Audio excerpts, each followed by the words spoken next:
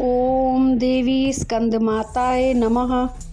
माँ दुर्गा के स्कंद माता अवतार की ऐसी मान्यता है कि माता सती द्वारा अपना देह त्यागने के बाद भगवान शिव ने खुद को सजा देने के लिए स्वयं को सांसारिक बंधनों से दूर कर लिया था और एक तपस्वी के रूप में पहाड़ों के बीच कड़ी सर्दी में तपस्या करने के लिए चले गए थे।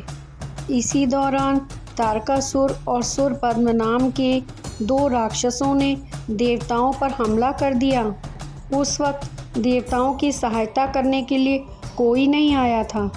तारकासुर और सुरपद्म नाम के दोनों राक्षसों को ब्रह्मा जी द्वारा यह वरदान प्राप्त था कि उन्हें मारने के लिए शिवजी की संतान को ही आना होगा। उन राक्षसों ने चारों ओर कलह का वातावरण बनाया हुआ था और अपने आसपास हर किसी को परेशान कर रखा था। इन दोनों राक्षसों के अत्याचारों को देख देवतागण भी चिंतित थे।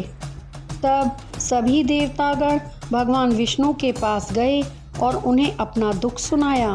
विष्णु जी से सहायता ना मिलने पर देवताओं ने नारद जी के पास आने का सोचा।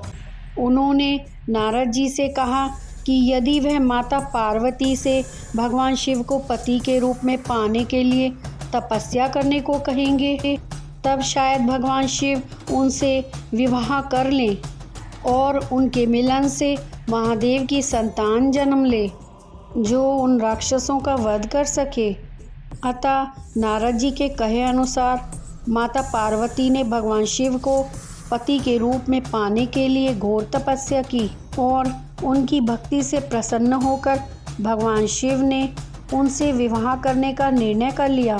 विवाह के पश्चात माता पार्वती और भगवान शिव की ऊर्जा से बीज का जन्म हुआ। बीज के अत्यधिक गर्म होने के कारण उसे अग्निदेव को सरवाना नदी में सुरक्षित रखने के लिए सौंप दिया गया।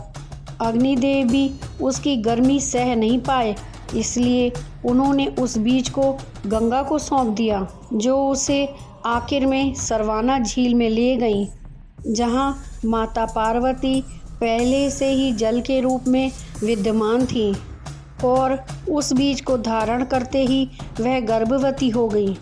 कुछ समय पश्चात कार्तिकेय ने अपने 6 मुखों के साथ जन्म लिया। कार्तिकेय के जन्म के पश्चात उन्हें तारकासुर और सुरपद्म का विनाश करने के लिए तैयार किया गया।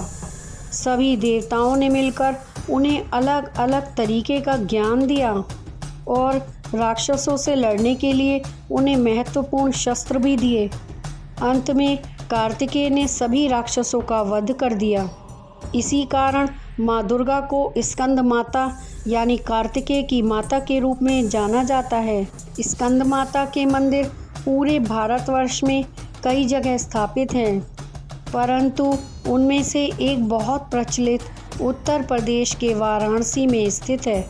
या देवी सर्वभूतेषु स्कंद माता रूपेण संस्थिता नमस्तस्यै नमस्तस्यै नमस्तस्यै नमो नमः। अगर आपने इस चैनल को सब्सक्राइब नहीं किया है तो प्लीज़ कर लें, जिससे आप आने वाली कथाओं का श्रवण कर सकेंगे। जय माता दी।